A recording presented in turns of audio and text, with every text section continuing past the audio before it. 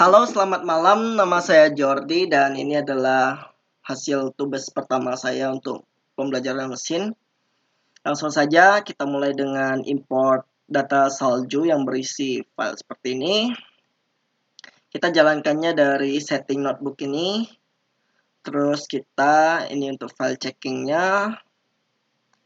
Ini utility ini berisi codingan-codingan yang kita buat dari scratch. Ini ada untuk model K-means.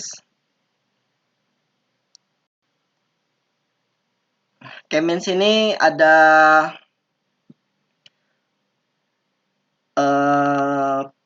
ini ya silhouette score-nya juga. Cuman silhouette score ini tidak dipakai karena performanya kalau secara fungsional silhouette score ini sudah berfungsi dengan baik dan sudah menerapkan vektorisasi, namun ternyata masih kalah dari performanya scikit-learn.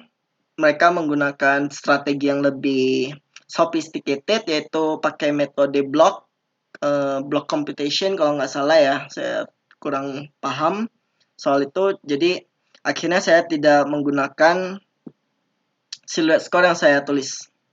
Selanjutnya ini pipeline ini untuk mengatur flow data kita. Jadi setiap kita melakukan preproses itu sebenarnya kita menghasilkan dataset yang baru kan. Dataset yang bentuknya berbeda dari yang sebelumnya. Nah, flow dari data inilah yang nantinya akan disimpan di dalam pipeline ini, metode-metode untuk perubahan datanya, sehingga nanti bisa dipakai berulang kali dan bisa dipakai untuk dataset yang berbeda tanpa harus menuliskan kembali semua langkah preprocessing. Bahkan bisa sampai nanti saya pakai untuk yang prediction. Selanjutnya load dataset, ini data testnya, preprocessingnya mulai dari data cleaning, ada saya pakai drop duplicate, kemudian saya tuliskan drop column untuk ID dan tanggal, jadi udah tidak ada. Kemudian ini beberapa masih yang objek, sehingga kita pakai ini agak mistake yang drop not bersalju ini ya, tapi karena sudah keburu dilatih KNN imputernya, jadi untuk pelatihan itu lama sekali, dan karena saya tidak mau mengulang latihannya itu yang lama, ya udah akhirnya saya pakai juga ini pipeline-nya, walaupun ini nanti di skip untuk data test.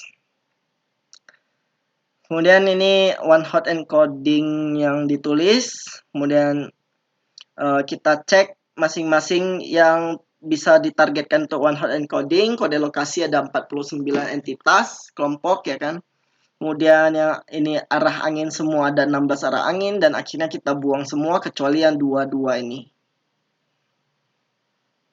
Kita drop kolomnya, kemudian kita one hot yang bersalju ini, kemudian pada akhirnya kita drop yang bersalju besok tidak.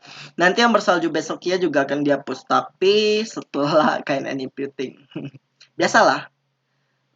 Ini hasil dev head-nya setelah sampai tahap kelima. Masih ada none. Kemudian kita lakukan dulu remove outlier. Dengan box plot ini kita perhatikan beberapa masih memiliki outlier yang banyak, apalagi yang hujan ini. Jadi kita coba menghilangkan outlier-nya.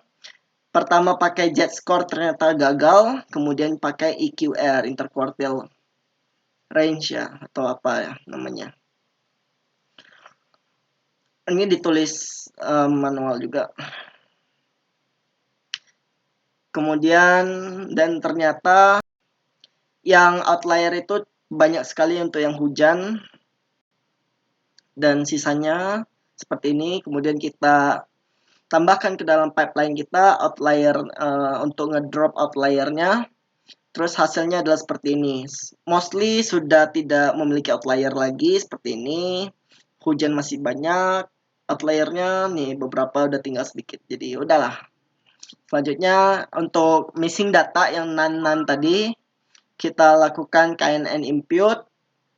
Kita tambahkan ke dalam pipeline kita untuk nge-transform data yang masih ada missing datanya, missing value-nya. Hasilnya sudah tidak ada yang NaN value. Selanjutnya kita standarisasi, artinya kita buat semuanya itu simetris.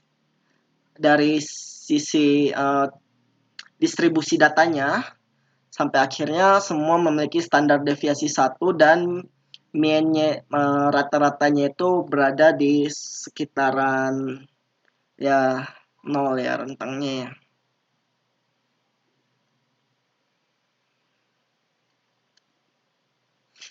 Kemudian kita lakukan reduksi dimensionality reduction. Pemilihan PCA-nya itu berdasarkan grafik ini. Diplot dari kemampuan dia mempertahankan kualitas datanya dari 100% hingga 0%. Pada akhirnya saya memilih yang ini. Yang sekitar masih 90%, tapi sudah tereduksi lebih dari setengahnya. Yaitu pada nilai N sama dengan 8. Kita tambahkan juga ke dalam pipeline untuk PCA transformnya, hasilnya seperti ini. Kemudian hasil PCA transform ini kita lakukan correlation checking. Tidak ada dua fitur yang memiliki korelasi yang tinggi atau rendah, jadi ya udah kita abaikan langkah yang ini. Selanjutnya kita dilakukan training.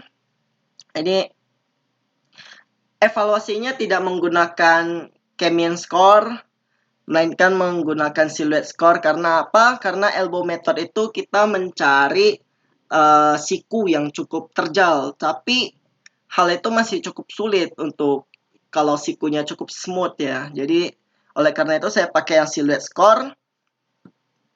Untuk memilih K terbaiknya dia bukan membentuk siku, melainkan membentuk peak, puncak seperti ini. Jadi ini kelihatan banget bahwa nilai K yang bagus itu ada di 3. Maka kita latih, modelnya kita tambahkan juga ke pipeline. Total pipeline ada 12 pipeline berarti. Silhouette score-nya 0,235 itu tidak cukup bagus sih.